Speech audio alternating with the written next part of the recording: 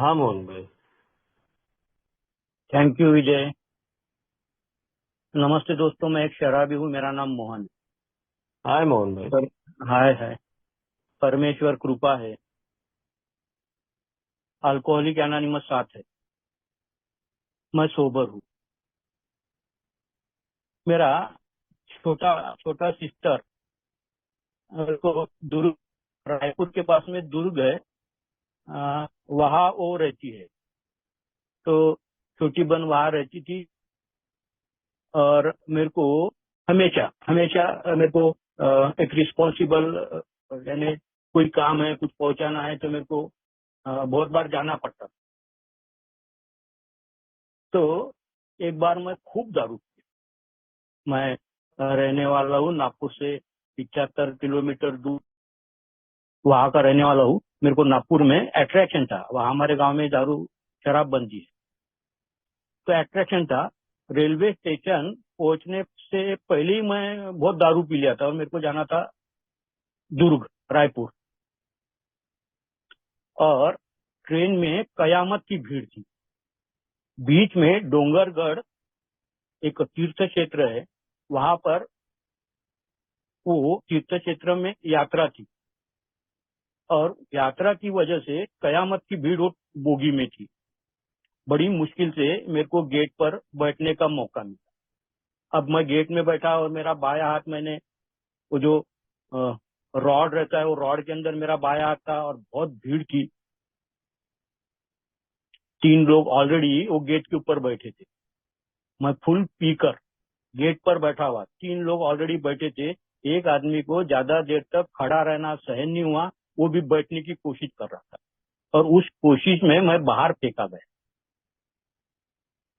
पता नहीं, परमेश्वर कृपा है कि वो हाथ वो डंडे के अंदर लटका होने की वजह से और पैर मेरा वो पायदान के ऊपर आ जाने की वजह से और किसी ने सहारा देने की वजह से मैं बच गया। मरते मरते मैं बच गया। मैं घाटकोपर में, मैं एक्चुअल थाना में सर्विस पर था। घाटकोपर में मेरा रहना था, मुंबई में। और एक नजदीकी रिश्तेदार के घर में मैं रहता था। और दारू पीना और दारू पीने की वजह से उसको मेरे वजह से परेशानी होना। तो उसने ये तय कर लिया कि इसको घर के बाहर निकाला जाए, इसको घर में रख नहीं सकते। तो उन्होंने बोल दिया कि भैया, तुम अभी अपना बोरा बस्ता उठाओ और कहीं पर अपना तुम देखो रहने का। तो मेरे पास में एक स्टोव मैंने मांगा था, एक स्टोव और एक फोम की गादी थी। ऐसा स्टोव और फोम की गादी लेके उनके घर से निकला। रेलवे स्टेशन के पास में ही पायरिया चढ़ने से पहले ही देसी दारू की बार था। मैंने खूब दारू पी ली। और मैंने एक्चुअल उन वो जो सीढ़ियां थी, उस सीढ़ियों से इस प्लेटफॉर्म से उस प्लेटफॉर्म पर मैंने जाने को ना था। मगर मैं नशे में था और मैंने नजदीकी रास्ता चुना और मैं रेलवे के ट्रैक से उस तरफ मैं जाने को निकला। अभी मैं गांव का आदमी था और नया नया बम्बई में था और 3-4 महीने, शायद 3 महीने उनके घर में रहा होगा। तो उन्होंने मेरे को बाहर कर दिए थे। तो मेरे को ये अंदाजा नहीं था। मेरे को लग रहा था कि ट्रेन दूर दूर है, मगर लोकल ट्रेन ऐसा लगता है दूर है, मगर वो इतने स्पीड में थी और वो भी फास्ट लोकल थी। तो इतने जल्दी वो मेरे पास में आई, वो तो परमेश्वर कृपा है कि उस प्लेटफॉर्म पर कहीं तो भी ऐसी एक जगह, ऐसी गैप बनी थी। और उस गैप में मैं कैसे क्या चले गया, वो गैप में जाने की वजह से मैं बाल बाल बच गया। और फिर वो प्लेटफॉर्म के लोग चिल्लाने लगे थे, फिर वो रेलवे पुलिस आई, फिर मेरे को बाहर निकाला गया। परमेश्वर की कृपा थी, मैं मरते मरते बच गया। फिर वो रेलवे के पुलिस ने मेरे को रेलवे के वो पुलिस स्टेशन में बैठा के रखे काफी देर तक। फिर मैंने बताया मैं नागपुर का रहने वाला हूँ, वगैरह वगैरह। फिर उन्होंने बड़ी मुश्किल से, मेरे पास में कुछ पैसे थे, 500 रुपए पुलिस वालों को दिया और फिर वहां से पैसे तैसे अपना वो स्टोव और वो लेके मैं निकला। मैं नागपुर में शादी के बाद में नागपुर को रहने के लिए आया। और मैं जिस डिपार्टमेंट में काम करता हूँ लगातार मेरे कॉन्ट्रैक्टर लोगों के साथ में मेरे उनके बिल बनाने का काम मैं करता हूँ, तो संपर्क रहता है। एक सप्लायर मुंबई का, और वो बर्ड रुका था और बड़ी में रुका था, उससे मुलाकात, पैसे लेना, और वो दारू पीता है, मेरे को मालूम था। उससे दारू भी पीने को मिल जाती, पैसे भी मिल जाते। मेरे पास में लूना थी, और एक दोस्त को मैंने साथ में लिया, उसको भी चल अपने को फुकट पे पीने को मिल जाती करके उसको भी साथ में लेके चले गए। अब फुकट में मिलती है करके मैंने बेतहाशा दारू पी, इतनी दारू पी, और फिर मैं रास्ता भूल गया। इसको हम बोलते हैं, मेरे को कल परसों कोई तो भी प्रश्न कहीं तो भी पूछा गया था कि तुम लोग बोलते हैं ब्लैकआउट में, मगर बहुत सारी बातें तो तुमको याद भी रहती है। तो फिर हम चिंतन मनन में जाते, क्या हुआ तो थोड़ी बहुत बातें याद रह जाती है, ताकि कैसे पहुंचा, क्या किया है, बहुत सी बातें भूल जाते हैं। 70% 60% बातें भूलने में चले जाती, 10-20% बातें याद करने के बाद में फिर 10-20% बात उसमें से याद आ जाती है। तो एक्चुअल मैं जिस रोड पे रहता हूँ उस रोड को छोड़ के मैं अलग ही रोड पर मैं चले गया। लूना थी मेरे पास में, अलग ही रोड पर मैं चले गया, और चलाते चलाते लूना मैं ब्लैक चले गया, और दोनों कंधों के बलबूते मैं रोड के ऊपर गिर गया। पीछे से कोई अभी 26-27 साल पहले की बात रही होगी, पीछे से फास्ट बसेस, पहले से फास्ट बसेस रहती थी, जलद बसेस, पीछे से बिल्कुल मेरे पीछे पीछे एक जलद बस आ रही थी। जैसा मैं गिरा, उसने चर चरा के ब्रेक मारा। अगर वो ब्रेक नहीं मारता था तो मेरी मौत हो जाती। परमेश्वर कृपा है, मेरे गांव के 2 लड़के उसी वक्त पुलिस भर्ती के लिए नागपुर आए थे, और वो अपने गांव वापस जा रहे थे। वो जिस गांव का मैं रहने वाला था उसी गांव की वो जलद बस थी। फिर उन्होंने मेरे को देखे, फिर पहचाने उन्होंने मेरे को, फिर मेरे जेब में से मेरा कार्ड, ऑफिस का कार्ड रहता था, वो ऑफिस का कार्ड निकाले, फिर घर के पते पर पहुंचा दिए। मैंने ये 3 उदाहरण अपने जीवन के आपके सामने रख दिए। ये तीनों उदाहरणों में मैं मरते मरते बाल बाल बचा हूं। पुराने वक्त में, पुराने दिनों में गांव में, शायद आज भी होता होगा गांव में, औरतें गेहूं हो, जवारी हो, चावल हो, उसको आंगन में बैठकर धूप के टाइम पर, ठंडी के दिनों में आंगन में बैठकर वो सूप से उसको पाखड़ते। तो पाखड़ते रहते, बच्चा रहता है, 1-2 साल के, 2 साल के बच्चे खेलते रहते, इर्द गिर्द नजदीक खेलते रहते थे। तो वो औरत, वो बच्चे की माँ, वो अपना काम करते रहती है, बच्चे आजू बाजू में खेलते रहते,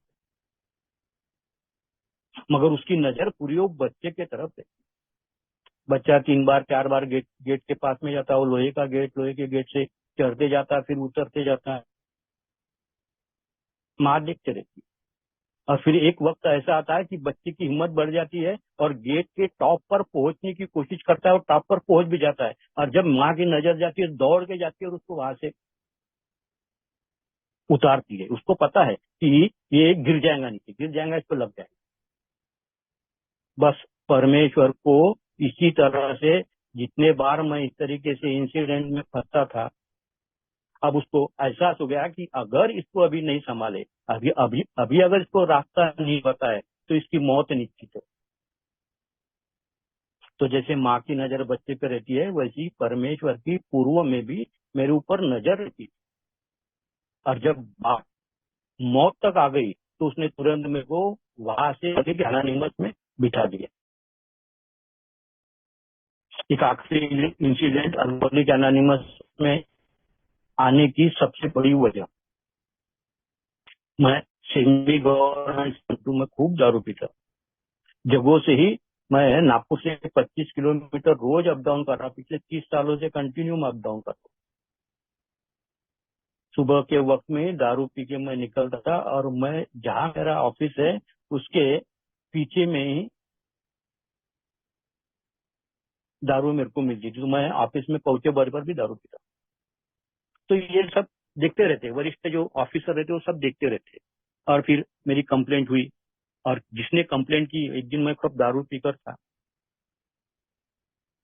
लकड़ी की कुर्सी थी, और मेरे को दिमाग में किसी ने भर दिया, बताते लोग कि वो तुम्हारे बारे में साहब के पास में ऐसा ऐसा बता रहा था वगैरह। बस वो बात मेरे दिमाग में फिट हो गई, मैंने वो लकड़ी की कुर्सी तोड़ा और मारने के लिए दौड़ा। मार देता था अगर बीच में लोग नहीं आते। तो मेरा है भी वैसा कि मेरे को ज्यादा गुस्सा हो गया तो मेरे को संभलता नहीं। मेरा खुद का मैं नुकसान, कई बार उसकी वजह से मेरा खुद का नुकसान हो गया।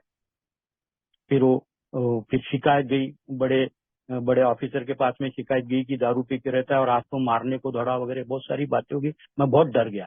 अब इसके पहले, ये हादसा होने के पहले, दारू पीने की वजह से लगभग 12-14 नौकरियां, वो भी मैंने गवर्नमेंट को गवा दी थी, ये दारू की वजह से, मेरे मेरे स्वभाव की वजह से। अब की बार मैं बहुत घबरा गया, क्योंकि अब घर गृहस्थी लग गई थी। मैं बहुत घबरा गया। 8 दिन तक मैं ऑफिस में नहीं गया। मैं घबरा, डर के मारे मैं घर में ही 8 दिन मैंने बिताया। और फिर मेरे बीवी को बताया कि मेरे दिमाग में कुछ भी गड़बड़ है, मैं जब भी पीता हूँ तो मेरे हाथ से कुछ ना कुछ हो जाता है। मैं और भी आपके साथ में क्लियर कर दूं, बहुत ही खुले तौर पर, कि कई बार शराबियत में, शराब की वजह से, मेरे स्वभाव की वजह से कई बार मेरे को जेल भी जाना पड़ा। कई रातें मैंने सेंट्रल जेल में भी कई रातें बिताई, पुलिस स्टेशन में कई रातें बिताई। तो ये भी मेरा गुस्से का, मेरे को पता था कि गुस्से में अपन अपना ही नुकसान कर ले। तो फिर मेरे को बीबी के साथ में मैंने शेयर किया, मेरी सिस्टर लोग भी आई थी। मैंने बोला था मेरे दिमाग में कुछ भी फर्क गिर गया है। क्यों ऐसा मेरे को लगता था कि इतने सारे लोग दारू पीते हैं, इतने सारे लोग दारू पीने की उपरांत भी वो अपना सब घर गृहस्थी, सामाजिक प्रतिष्ठा वगैरह सब संभाल कर करते हैं, मैं जब भी पीता हूँ तो कुछ ना कुछ। फिर मेरे को साइकियाट्रिस्ट के पास में ले जाया गया। By the grace of God, sobriety. अगर 22 साल पहले मेरे को एक साइकियाट्रिस्ट के पास में लेके गया था, तो 22 साल पहले नागपुर में खूब होकर तो 8-10 साइकियाट्रिस्ट रहे होंगे, अभी 50 साइकियाट्रिस्ट नागपुर में। तो मेरे को पहले साइकियाट्रिस्ट के पास में ले जाया गया, 2 घंटे वहां मेरे को बिठाया गया कि आने वाले आने वाले आने वाले। फिर 2 घंटे के बाद में हम मियाँ बीबी वहां से निकले, फिर दूसरे साइकियाट्रिस्ट के पास में गए, वहां पर भी पता चला कि वो नहीं है, थोड़ी देर के उपरांत आने वाले, वहां घंटा भर बिताया। आखिरकार फिर तीसरे साइकियाट्रिस्ट के पास में गए, bye the grace of God. मैं पहले जो 2 साइकियाट्रिस्ट के पास में गया था, आज 22 साल का अरसा मेरे को अल्कोहलिक एनोनिमस में हो गया। 21 साल, 1 महीने के उपरांत 21 साल पूरे हो जाएंगे, मगर मैंने 22 साल का अल्कोहलिक एनोनिमस में बिता दी। 22 सालों में मैंने जो पहले 2 साइकियाट्रिस्ट के पास में मैं गया था, उनके माध्यम से अल्कोहलिक एनोनिमस में किसी भी अल्कोहलिक को आते हुए आज तक देखा नहीं। तीसरे जो साइकियाट्रिस्ट है, उसके माध्यम से कई अल्कोहलिक को अल्कोहलिक एनोनिमस में उनको मैंने भेजते हुए देखा हुआ है। मैं उनके कोई अल्कोहलिक उनके तरफ जाता है तो आज ऐसा है कि मेरे को उनको, जो अल्कोहलिक के परिवार को मेरा नंबर दिया जाता है, और फिर मैं उनके साथ में कैरिंग द मैसेज का काम, bye the grace of God, कि 2 पहले साइकियाट्रिस्ट मेरे को उपलब्ध नहीं हुए, परमेश्वर को मेरे को वो साइकियाट्रिस्ट के पास में भेजना था जिसके माध्यम से मुझे अल्कोहलिक एनोनिमस। तो मैं समझता हूँ कि ये सब जो घटना है मेरे जीवन में, और उसके अंदर मैं जो बचा, और जिस वजह से, जिस तरीके से मेरे को अल्कोहलिक एनोनिमस का मैसेज प्राप्त हुआ, तो मैं समझता हूँ कि वो परमेश्वर की कृपा थी, परमेश्वर की कृपा की वजह से। दूसरा, हम लोग अल्कोहलिक एनोनिमस में हमेशा एक स्लोगन सुनते रहते, या शेयरिंग के अंतर्गत बहुत सारे शेयरर बोलते रहते कि वी आर चोजन। मेरे को ये बात आज पटती है कि मैं परमेश्वर का चुना हुआ अल्कोहलिक हूं, कि मेरे को अल्कोहलिक एनोनिमस में भेज दिया गया। अभी इस वक्त मैं जब शेयरिंग कर रहा हूं, इस वक्त में मैं शराब पीकर बेहोश पड़ा रहता, और इस वक्त में अगर मैं नागपुर की बात करूं, 32-34 लाख नागपुर की लोक संख्या, और उसमें अगर दारू पीने वाले भी 1000 भी दारू पीने वाले पकड़े, तो उसमें 500 दारू पीने वाले तो कम से कम दारू बंद करने के बारे में सोच रहे होंगे। कई शराबी रोते हैं, मैं रोता था दारू मेरी बंद हो जाए इसके लिए। पश्चाताप, कई शराबी पश्चाताप करेंगे, कई शराबी मार्ग देख रहे होंगे कि कैसे मैं इस चंगुल से निकलूं, कैसे मैं दलदल से निकलूं। तो अल्कोहलिक एनोनिमस उन तक नहीं पहुंची, अभी परमेश्वर के नजर में वो नहीं आए। मैं परमेश्वर के नजर में आ गया था क्योंकि मौत के बहुत पास में था। अब अपना अपना भाग्य, किसी की मौत भी हो जाती, उसका भाग्य, उसके भाग्य में इस तरीके से मौत लिखी होंगी तो उसको कोई पर्याय नहीं। उसके नजर में अगर मेरे जीवन के प्रति उसके पास में कोई योजना है, तो उस योजना के अंतर्गत मैं ऐसा भी देखता हूँ कि बहुत अलग अलग तरीके से भी लोग शराब से दूर हैं, मगर मेरी जो फितरत है, मेरी जो प्रकृति है, उस प्रकृति को सूट होने वाला अल्कोहलिक एनोनिमस का ही प्रोग्राम है। और उसी बहुत सारे लोग अलग अलग आध्यात्मिक प्रोग्राम की वजह से, या फिर परमेश्वर की ऐसी कृपा हो जाती है कि एक झटके में उसकी दारू परमेश्वर बंद करवा देता है।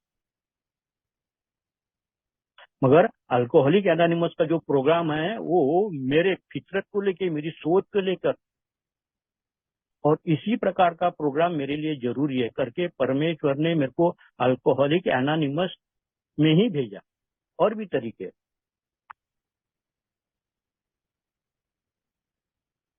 तो ये अल्कोहलिक एनोनिमस का जो प्रोग्राम है, मैं जो सोचता हूँ इस प्रोग्राम को लेके, मैं जो करता हूँ इस प्रोग्राम को लेके, तो मेरे को ये समझ में आता है कि अल्कोहलिक एनोनिमस का प्रोग्राम नहीं रहता, मैं भी नहीं रहता।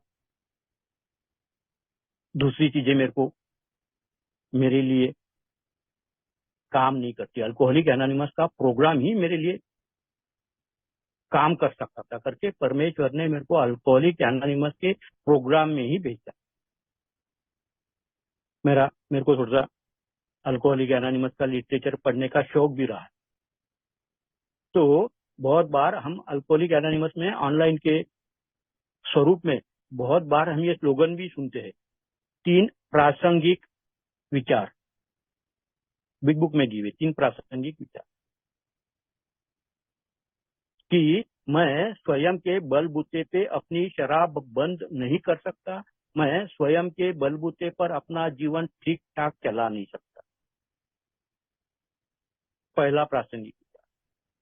दूसरा प्रासंगिक विचार दिया हुआ है कि कोई भी मानवीय शक्ति मेरी दारू बंद नहीं कर सकती। तीसरा प्रासंगिक विचार, परमेश्वर की अगर इच्छा है, परमेश्वर की अगर इच्छा है तो मेरी दारू भी बंद करवाएगा और मेरा जीवन भी ठीक ठाक। तो सीधी सीधी बात है, मेरे को समझ में आती है। आज मैं जो सोबर हूं, तो मैं समझता हूँ कि परमेश्वर की कृपा की वजह से ही मैं सोबर हूँ। मेरा ऑब्सेशन या मेरा फिजिकल क्रेविंग जो मेरे अंदर उत्पन्न हुआ है, किसी भी मानवीय शक्ति के हाथ में मेरा क्रेविंग अथवा मेरा ऑब्सेशन निकालना, तो परमेश्वर की अगर इच्छा है, तो परमेश्वर की मेरे बारे में इच्छा थी कि मैं बचा हुआ जीवन बगैर शराब के जीव। तो बगैर शराब के जीव, तो अल्कोहलिक एनोनिमस का प्रोग्राम, तो मेरे को कर्म मेरे को करना है, कृपा उसकी है।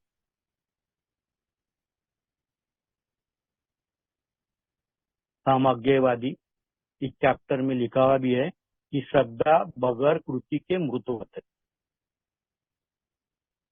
तो परमेश्वर ने मेरे से ऑब्सेशन और मेरी फिजिकल एलर्जी रुका दी है। मेरा ऑब्सेशन परमेश्वर ने रोक के रखा हुआ है। मैं स्वयं के बलबूते पर शराब का जुनून रोक नहीं सकता, और ये कार्य मेरे लिए मेरे जीवन को बगैर दारू के बचे हुए जीवन को जीना है। उसके पास में जो योजना है करके उसने मेरे जुनून को अपने पास में मेरे में से निकाल के रख लिया। अब कर्म मेरे को करना है। तो कर्म करने के लिए अल्कोहलिक एनोनिमस में परमेश्वर के, हम ऐसा सुनते भी है कि अल्कोहलिक एनोनिमस का प्रोग्राम जो है ईश्वर निर्मित है, और जिन्होंने इनका पाया रखा वो स्वयं को भी अपने आप को फाउंडर बोलते हैं। मैं बहुत बार गौर करता हूँ, तो 1935 और 1939 में बिग बुक लिखा गया, मगर उसकी लिखान की जो प्रक्रिया है 2 साल के बाद में उसके लिखान की प्रक्रिया चालू हुई। तो मैं जब बिग बुक पढ़ता हूँ, एक एक शब्द जब उसका पढ़ता हूँ, तो ये अचंभित हो जाता हूँ कि 2 साल के सोब्राइटी में इतने बातें,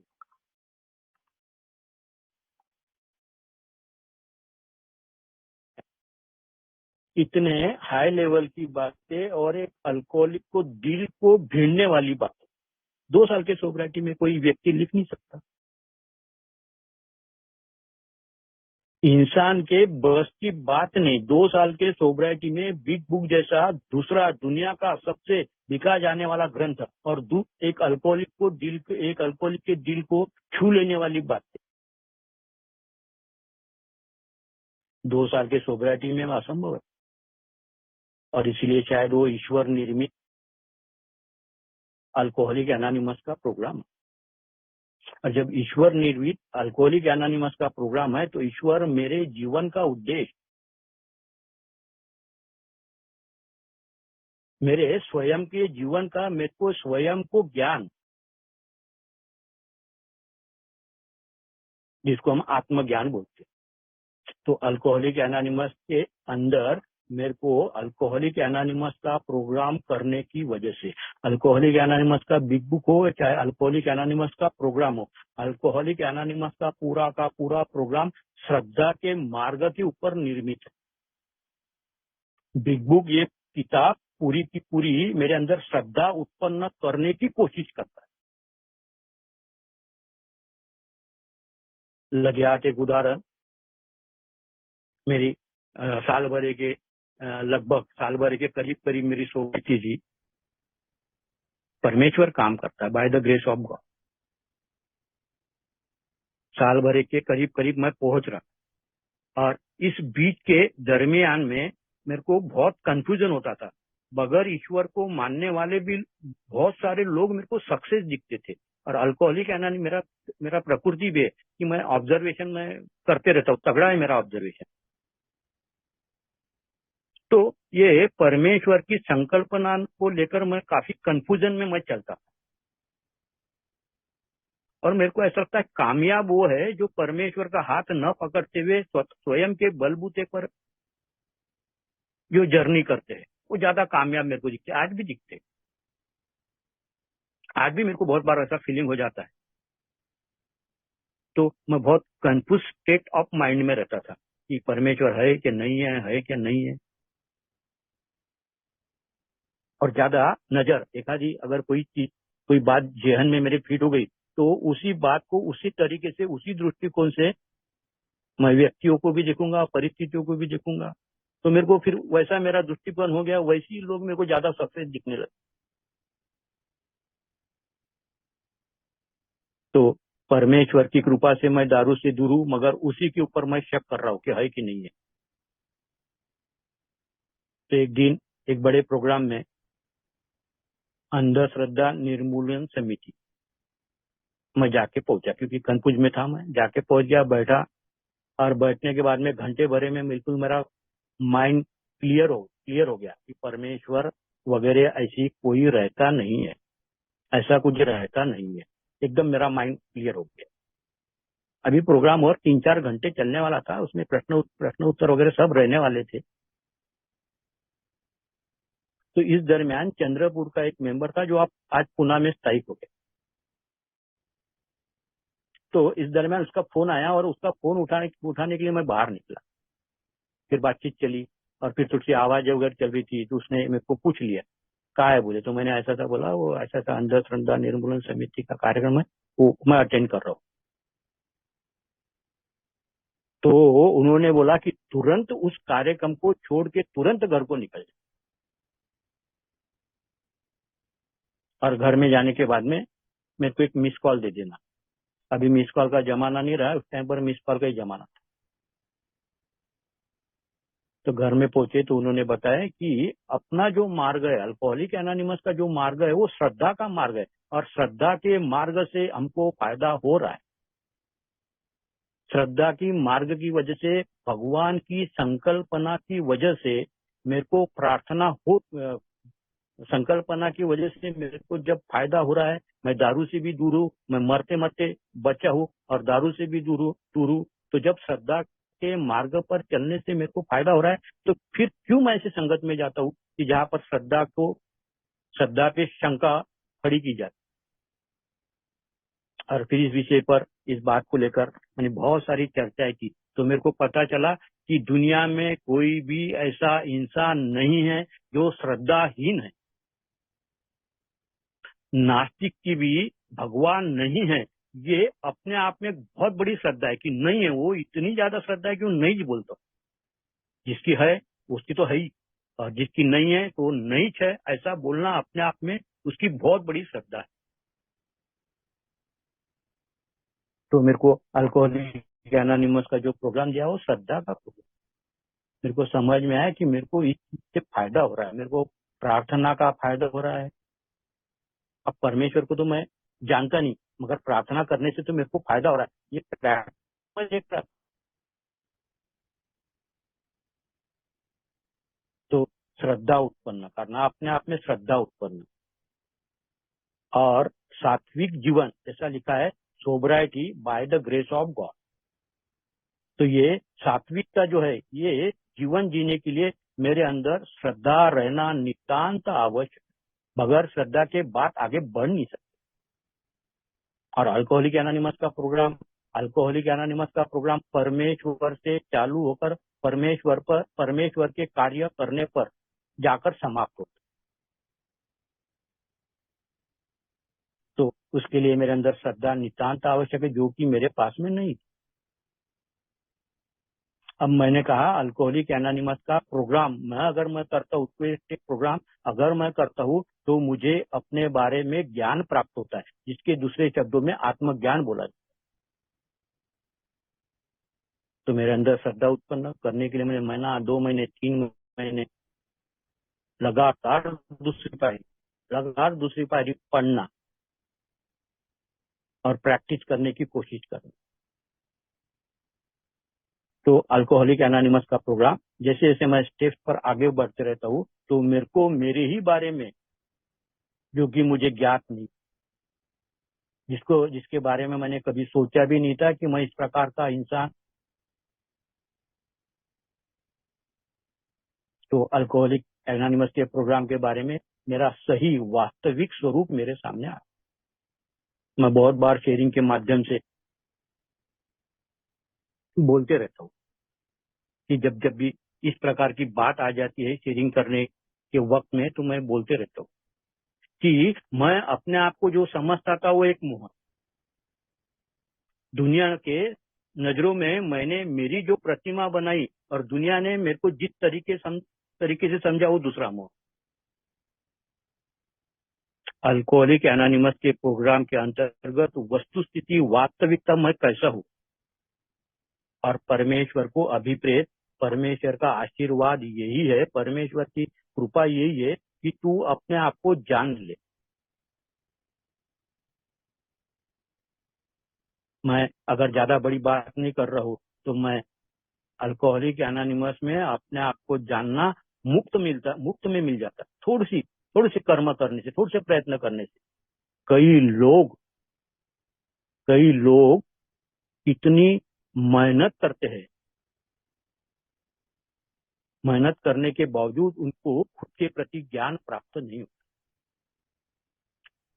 आध्यात्मिक जागृति या परमेश्वर का साक्षात्कार, जब मैं ये आत्मज्ञान प्राप्त करने की प्रक्रिया में होता हूँ तो बार बार मुझे परमेश्वर के साक्षात्कार की मेरे को प्रतीति होती है, अनुभूति होती है। 5वें पायरी में प्रॉमिस दिया हुआ है, हर एक पायरी के प्रॉमिस देते, ये पायरी करने से आपको ये प्राप्त होगा, ये पायरी नहीं करने से आपका ये नुकसान होगा। तो 5वें पायरी में एक प्रॉमिस दिया हुआ है कि परमेश्वर के अस्तित्व की ज्ञान आपको हो जाए।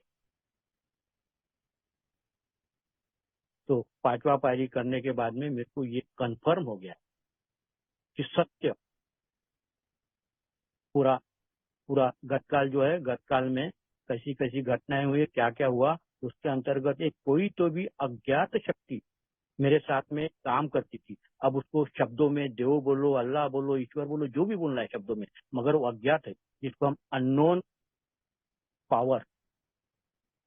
तो वो अज्ञात शक्ति मेरे साथ में काम करती थी। 5वां कदम करने के बाद में मेरे को ध्यान में आया कि उसी का अस्तित्व है और मेरे जीवन पर पूरा का पूरा उसी के अस्तित्व ने मेरे जीवन में काम किया हुआ।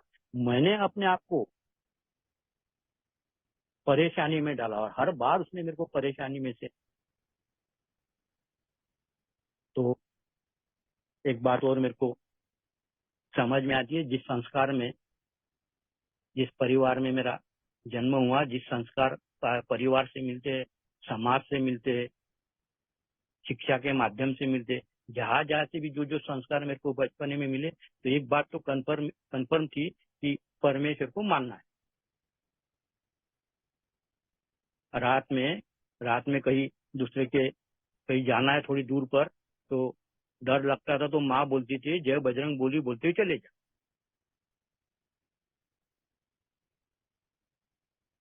तो ये भगवान मानना एक प्रकार से है, ये मूर्ति, मैं क्या हूँ, मैं हूँ मूर्ति पूजा। तो मूर्तियां है, उसमें भगवान है, ये अपने आप में एक मान्यता परिवार के अंतर्गत समाज के माध्यम से वो प्राप्त हुई। मगर उसको जानना, मानना अलग, और परमेश्वर को जानने की जो अनुभूति प्राप्त हुई, अल्कोहलिक एनोनिमस का 5वां कदम जो प्रॉमिस करता है, वो प्रॉमिस मैंने अपने आप में महसूस किया कि वो है, वो किस स्वरूप में, किस तरीके से, किसके माध्यम से, उसके तरीके मैं जाननी, कौन से माध्यम से, किस तरीके से, कौन से इंसान के लगे। आज एक बात आपके साथ में शेयर करता चलूं,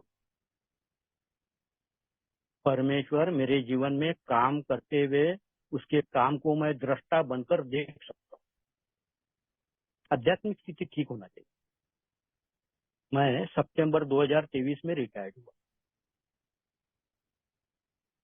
तो जून महीना 2023 के जून महीने से मेरे अंदर इनसिक्योरिटी लगातार मेरे को परेशान करती थी। मैं पहले बोलता था कि मेरे अंदर से इनसिक्योरिटी नहीं है, मैंने भगवान के हवाले अपनी जिंदगी कर दिया है, जो भी करना नहीं करना जो भी हो परमेश्वर करेगा, ऐसा मेरे को पहले लगता था। मगर जब परिस्थिति मेरे सामने बनी, तो सितंबर में मेरा रिटायरमेंट था, जून महीने से मेरे को इनसिक्योरिटी चालू हुई कि मैं रिटायरमेंट के बाद में करूंगा क्या, मैं वक्त बिताऊंगा कैसे, एक दिनचर्या में एक रितापन, खालीपन आ जाएगा, मैं उसको करूंगा कैसे। और मैंने जिंदगी भर इसी प्रकार का काम किया हुआ, मेरे को दूसरा काम करना भी नहीं आता। तो इस प्रकार से इनसिक्योरिटी लगातार मेरे साथ में काम कर। एक मौका बना, एक ऑफिसर ने बोला कि इनको 2 साल के लिए और रख लो, और फिर मुझे 2 साल के लिए रख लिया गया। अभी 2 साल इस सितंबर में फिर पूर्ण होने जा रहे हैं। फिर जून महीने से मेरे अंदर इनसिक्योरिटी चालू हुई कि मैं अभी भी यार, मैं तो अभी भी काम कर सकता हूँ। एक्चुअल मैं 30 किलोमीटर अप डाउन करता हूँ, मगर मेरे को कोई परेशानी नहीं, कर सकता हूँ मैं। अब मेरे को फिर से ऐसा लगना चालू हुआ, फिर से इनसिक्योरिटी चालू हुई कि फिर करूंगा क्या करूंगा। परमेश्वर काम करता है। मैंने पिछले 3 महीनों में मैं इंडस्ट्रीज डिपार्टमेंट से तो रेवेन्यू रिकवरी केसेस, जो इंडस्ट्रीज प्लॉट लेती है मगर उसके ऊपर कुछ उभारती नहीं है, जो इंडस्ट्रीज मशीनरी लाती है, लोन ले लेते हैं मगर कुछ कर नहीं रहे, जो इंडस्ट्रीज गवर्नमेंट का रेवेन्यू पेड नहीं कर रहे, ऐसे केसेस मैं पिछले 3 महीनों से बना रहा हूं। और ये 95 से लेकर कौन से ऐसे लोग हैं कि जो रेवेन्यू गवर्नमेंट का नहीं भर रहे, तो फिर वो कलेक्टर को रेफर किया जाता है, की जाती है वो कैसे, फिर कलेक्टर उसके ऊपर जब्ती लाता है और इंडस्ट्रीज गवर्नमेंट अपने ताबे में ले ली। तो उसका इंफॉर्मेशन, इंडस्ट्रीज का प्लॉट क्या है, कितना है, उसके बाजू में नॉर्थ में क्या है, उसके ईस्ट में क्या है, उसके वेस्ट में क्या है, वो सब पुरानी फाइला लेके मैं सब उसका अपडेट किया था। भगवान काम करता है, परमेश्वर मेरे जीवन में काम करता है। मेरी इंसिक्योरिटी है, उसको पता है इसकी इंसिक्योरिटी के ऊपर क्या इलाज। एक क्लास 1 ऑफिसर तबादला होकर आया और फिर परिचय सत्र वगैरह चला, कौन सा आदमी कौन सा काम करता है वगैरह। तो फिर मेरा भी उसमें नाम आया और फिर मेरी भी परिचय वगैरह हुई। तो इसी दरमियान वो रेवेन्यू रिकवरी केसेस जो है वो किन्होंने बनाई इतने अच्छे तरीके से, तो फलाने कर्मचारी ने बनाए, फिर से उनको बुलाओ। फिर मेरे को बुलाया गया कि ये तुमने बनाया, हाँ ऐसा सब बातचीत। तो फिर किसी ने बोल दिया कि अभी ये 2 महीने के लिए अपने पास में है, 2 महीने के बाद में इनका फिर से रिटायरमेंट है। तो उन्होंने मैं कहाँ पर कौन से शहरों में मैंने काम किया, पूरी इंफॉर्मेशन लिया और उन्होंने जाते टाइम पर बोल दिया कि इनको 2 साल के लिए रख लिया जाए। परमेश्वर मेरे जीवन में काम करता है अगर मैं उसको काम करने का मौका देता हूँ। तो ये मेरे कर्म अच्छे तरीके से सात्विक तरीके से करते रहना, ये मेरा खुद का अनुभव है कि परमेश्वर काम करता है। मैंने मेरे सोब्राइटी में परमेश्वर को काम करने के मौके दिए, जिसकी वजह से मेरी सोब्राइटी टिकी रही। मैं ऐसा समझता हूँ जो बिग बुक में लिखा हुआ है, सबसे मेरी तकलीफ वाला मेरा हिस्सा क्या है। जैसा कि बिग बुक में लिखा हुआ है, मेरी मूल समस्या आत्म केंद्रितता, सेल्फ सेंटर्डनेस ही मेरी मूल समस्या। अब ये आत्म केंद्रितता को मैं अपने आप में ऐसा महसूस करता हूँ कि मेरे ही विचारों से मैंने मेरी जो दुनिया बना ली है, उस दुनिया से बाहर मैं जाने को तैयार नहीं हूँ और उस दुनिया में किसी दूसरे की दखल अंदाजी भी मेरे को मंजूर नहीं। ये मेरी आत्म केंद्रितता। जब इसको अल्कोहलिक एनोनिमस के माध्यम से, प्रोग्राम के माध्यम से तोड़ा गया, तो ये आत्म केंद्रितता की वजह से जो डॉक्टर सिल्कवर्थ बोलता है, अस्वस्थ, चिड़चिड़ा और असमाधान, बस जिंदगी इसी की गिर्द गिर्द घूमती थी। फिर बिग बुक में एक वाक्य आता है कि शांति का स्रोत अगर कहीं है तो है परमेश्वर। वहीं से मेरे को शांति प्राप्त हो सकती है, वहीं से शांति का उगम हो सकता है।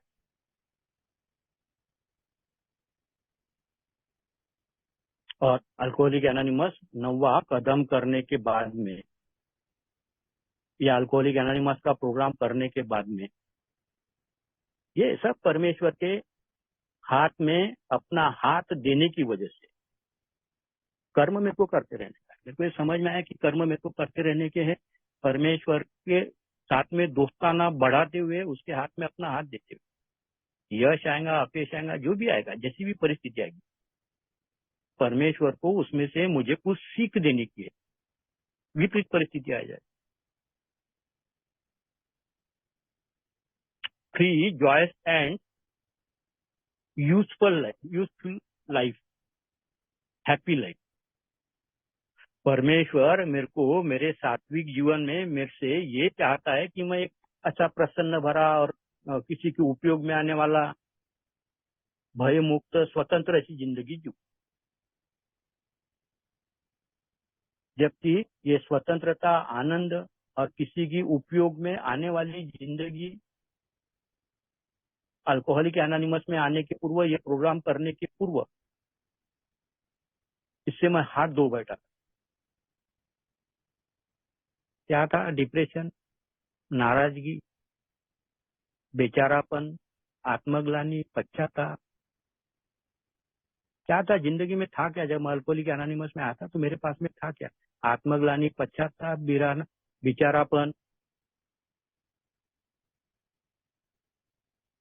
किसी के काम नहीं आ सकते, कोई जवाबदारी नहीं,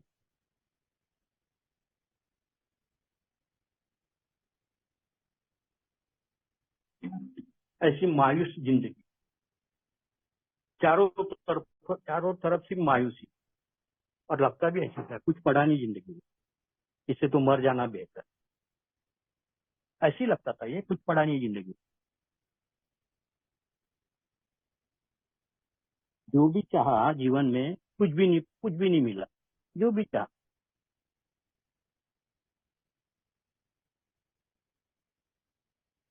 तो अल्कोहलिक एनोनिमस का प्रोग्राम परमेश्वर के हाथ में अपना हाथ देने की वजह से, अल्कोहलिक एनोनिमस का प्रोग्राम करने की वजह से आज मैं पाता हूँ ये जो जीवन, जो free, joyous, happy and useful life जो है, मैं one day at a time base पर अपने आप को जीते हुए मैं पाता हूँ।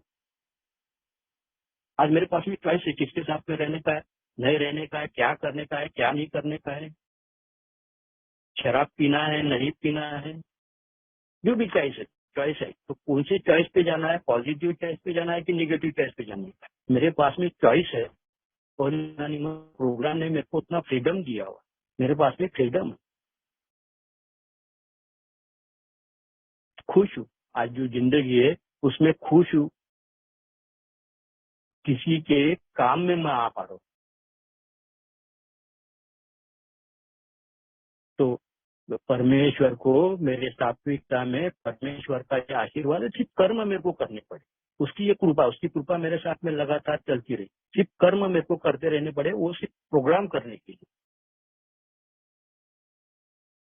और उसका नतीजा है, परमेश्वर जो चाहता था मेरे जीवन को लेकर कि मैं एक भय मुक्त, स्वतंत्र और किसी अपने खुद के काम में हो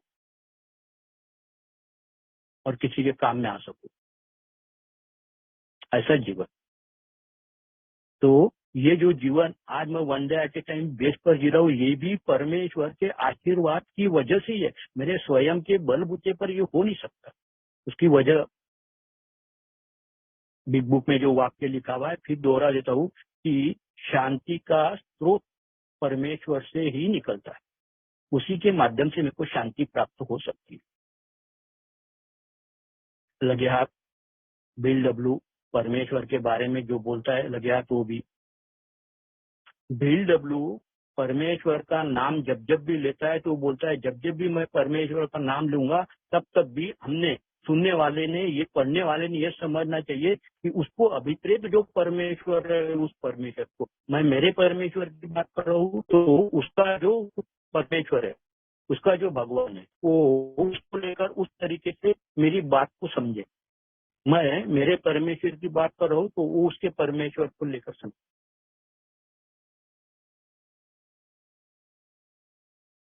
तो परमेश्वर के मेरे जीवन के प्रति ऐसी इच्छा थी कि मैं एक फ्री, स्वतंत्र और एक यूजफुल लाइफ मैं जीऊं।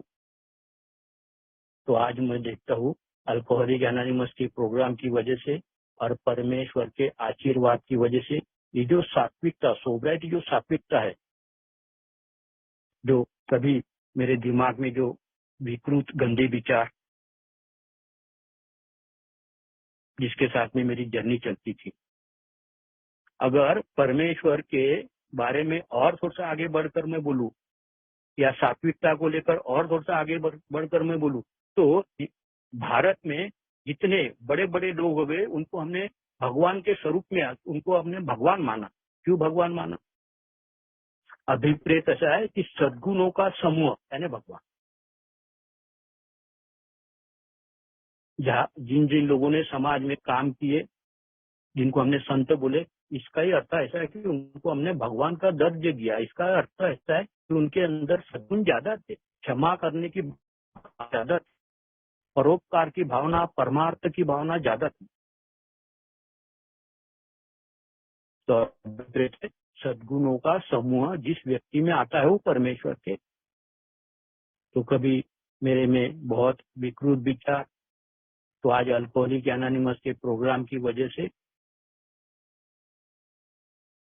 90 डिग्री में ही सही मेरे दृष्टिकोण में तब्दीली आई, मेरे विचारों में तब्दीली आई। आज अच्छे विचार, स्वार्थ के ठिकान पर निस्वार्थ भावना से आज अच्छे विचार है। तो ये एटीट्यूड, ये दृष्टिकोण में जो तब्दीली मेरे अंदर आई हुई अल्कोहलिक एनोनिमस के प्रोग्राम की वजह से, और ये अल्कोहलिक एनोनिमस के प्रोग्राम में मुझे बताया गया कि जो भी मेरे चरित्र के या स्वभाव के दोष जो भी है वो मुझमें से निकालने के लिए परमेश्वर के सिवाय मेरे को दूसरा चारा नहीं है। परमेश्वर वो कर सकता। अगर मैं अपनी बात करता हूँ तो मैं देखता हूँ कि मेरे 8 में से नहीं बोले तो 5 दुर्गुण मेरे में से निकल गए, 2-3 दुर्गुण रहते अपने आप में देखता हूँ। आज मैं दूसरों को भी उपयोगी जिंदगी में जी सकता हूँ, जी रहा हूँ।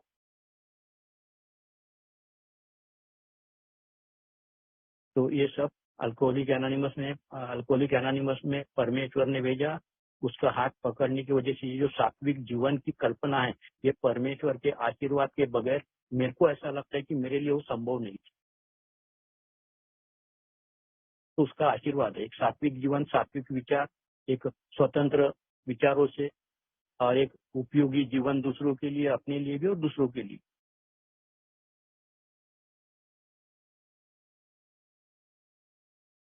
आखिरी की बात मेरे को समझ में आती है कि परमेश्वर के हवाले मेरी इच्छाएं मैं कर देता हूँ, मेरी इच्छाओं को परमेश्वर के हवाले कर देता हूँ। तो जो मेरे लिए अच्छा है उसको करना ही पड़ता है, वो करेगा ही, करना ही पड़ेगा। तो ये जो परमेश्वर के आशीर्वाद है ये टिके रहे। मेरा जीवन एक सात्विक जीवन, जैसा कि अल्कोहलिक एनोनिमस को अभिप्रेत है। ऐसा बोले भी कोई, समाज में कोई व्यक्ति बोले ये है अल्कोहलिक एनोनिमस का मेंबर,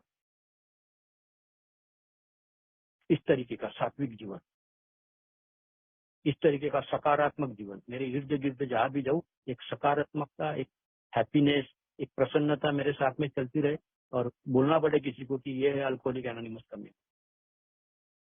ऐसी परमेश्वर को मेरे को लेके ऐसे परमेश्वर की इच्छा है और उसकी कृपा है। एक एक दिन के हिसाब से अल्कोहलिक एनोनिमस के प्रोग्राम की वजह से मैं उस तरीके से एक यूजफुल लाइफ, एक प्रसन्न और किसी प्रकार की कोई शिकायत नहीं, ऐसी लाइफ में अल्कोहलिक एनोनिमस के प्रोग्राम की वजह से, परमेश्वर के आशीर्वाद की वजह से मैं जी रहा हूँ। मेरे जो इस विषय पर अनुभव थे, वो अनुभव और विषय को लेके मेरे जो विचार थे, वो विचार 2-3-4 शब्द अल्कोहलिक एनोनिमस के लिटरेचर के उसके माध्यम से मैंने आपके सामने विषय रखने की, न्याय देने की कोशिश की। मुझे पायनियर समूह ने बोलने का मौका दिया। मैं पायनियर समूह और उपस्थित लोगों ने मुझे शांतता से सुन लिया। मैं उपस्थित लोगों का, दोनों का धन्यवाद अदा करता हूँ। धन्यवाद।